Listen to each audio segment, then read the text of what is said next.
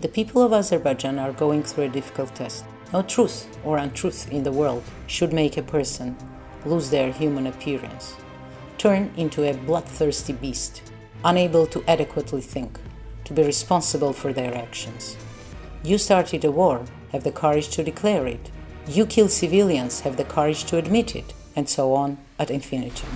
Dropping phosphorus bombs on forest tracks at night, where civilians are hiding from shelling, is actually setting fire to forests where they're afraid to fight, using chemical weapons, and in the morning to say that, quote, Armenia using phosphorus provoked a fire in the forests of Shushi. This way they're trying to obstruct the review of drones used by the Azerbaijani armed forces. The author of the idea is the presidential aide Aliyev. At night, drone review? Phosphorus? Are there no other ways to create smoke? This is just another Turkish Baku war crime. Remember? Recently, according to Aliyev, it was the Armenians who bombed their church. So what about Azerbaijan? Armenians are capable of other nonsense like that. For example, they attacked themselves again from the side of Azerbaijan and also invited Syrian mercenaries so that it would not be boring. But Turkey pays for these fighters out of courtesy, maybe from the pocket of Baku. What's the difference? The main thing is a lot of noise. Aliyev tweets every 10-15 minutes about the victories of the valiant Azerbaijani army, although he confesses that without Israeli drones, they would not have done well. A quote from a recent interview with Aliyev.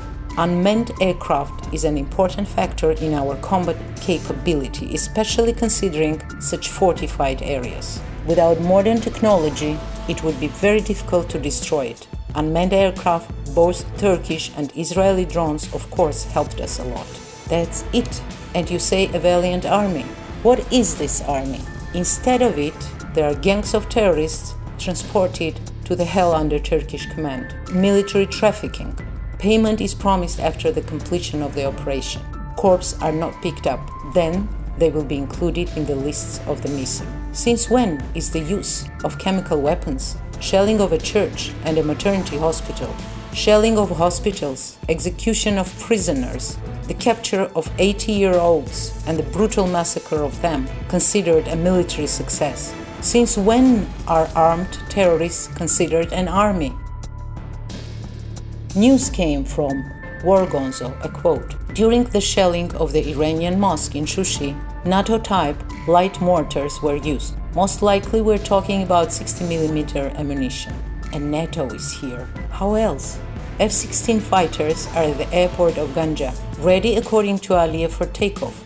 This is one of the most widespread combat aircraft in the world, which is in service with 25 countries, including NATO countries. In this case, Turkey is a NATO member.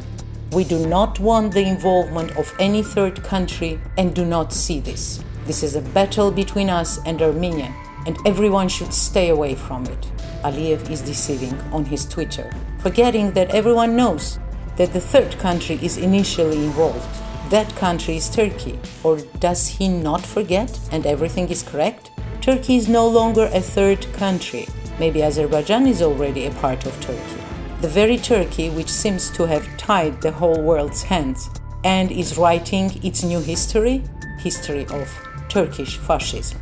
One of the tight bandages on the hands and eyes of the world is the Tbilisi-Baku-Ceyhan oil pipeline. Kazakh and Turkmen oil is already being transported by it. The owner of the oil pipeline is the international consortium BTC Co., which has 11 shareholders. British BP, 30.1%, the State Oil Company of Azerbaijan, 25%, and further, Hungary, Norway, Turkey, Italy, France, and the USA and Japan, 2 companies each. For the transit of an oil pipeline laid bypassing Russia with the direct participation of the United States and the Great Britain, Georgia and Turkey receive from $200 to $300 million a year. This is it. And today things are done by bypassing Russia with NATO weapons, cheap gossip, and phosphorus fireworks.